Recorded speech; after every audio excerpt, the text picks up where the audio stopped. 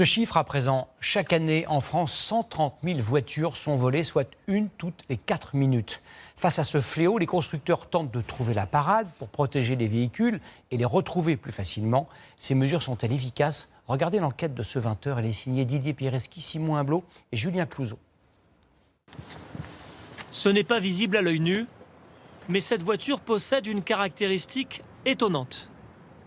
Elle est quasiment impossible à voler. Elle est géolocalisable à tout moment et de plus bardée de caméras, comme tous les modèles de ce constructeur. La caméra à l'avant, sur les montants entre les deux portières, sur les répéteurs de clignotants. 7 caméras au total qui, il y a 10 mois, ont filmé l'intrusion d'un voleur dans son garage. Je vois la porte de mon garage fracturée, parce que comme on le voit là, c'est un coup de pied de biche qui a ouvert le garage.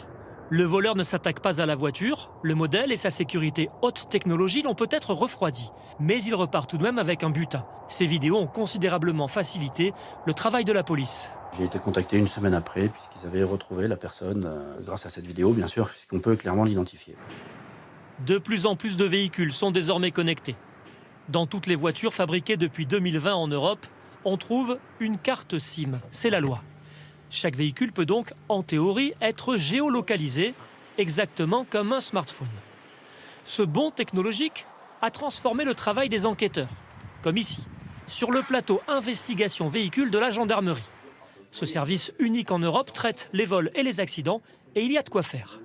C'est là que sont traitées les 36 000 demandes que l'on va recevoir cette année. Une partie du service est spécialisée dans l'analyse des données. Elle concerne surtout des accidents, car avec les voitures connectées, les vols sont plus rares. Ce qui va dissuader le voleur, c'est si le véhicule n'a pas sur le marché d'outils électroniques qui permettent de le voler. Donc plutôt des véhicules de dernière génération. Pour les modèles un peu moins récents, les voleurs ont trouvé la solution.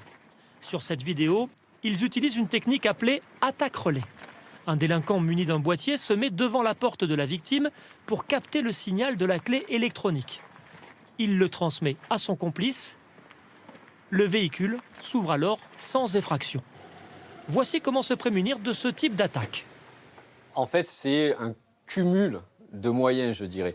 Il suffit de mettre sa clé dans une boîte en fer.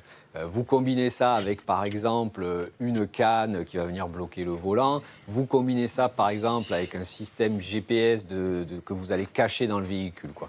Entre voleurs et constructeurs, la compétition est incessante, mais personne ne prend le dessus. Les chiffres de vol de voitures sont constants ces dernières années.